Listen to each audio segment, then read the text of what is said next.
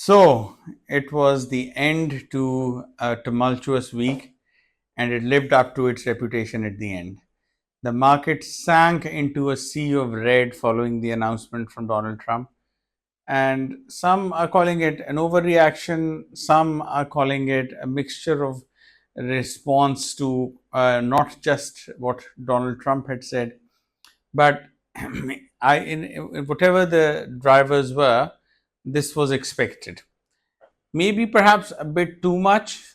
Maybe this was an overreaction, which is in a way good news because that means that this is going to turn around just as quickly. And like we've all come to know about President Trump's comments on social media, he tends to reverse them pretty quickly. Not to mention the taco trade, the Trump always chickens out. So that taco trade that happens all the time, and I personally feel that this is what's going to happen. This drop in the markets, where markets completely went into a tailspin and plunged into that red sea, with I think the S&P taking the worst hit, falling by about 3%. Dow also 2.5%, Nasdaq also 3 to 3.5%. And with that, obviously, so down went Bitcoin, down went oil.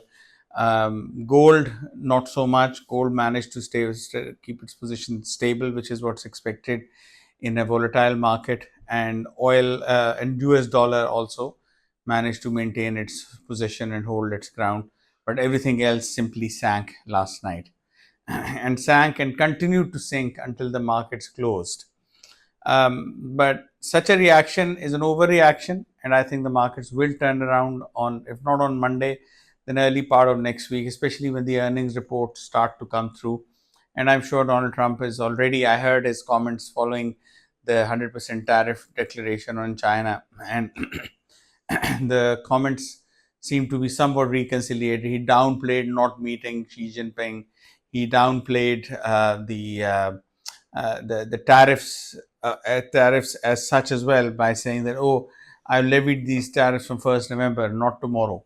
So that means that he is obviously leaving some room to maneuver.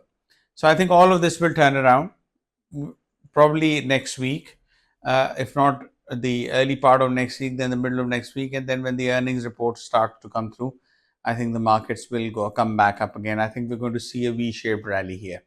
So stay tuned, and we'll keep you posted for more.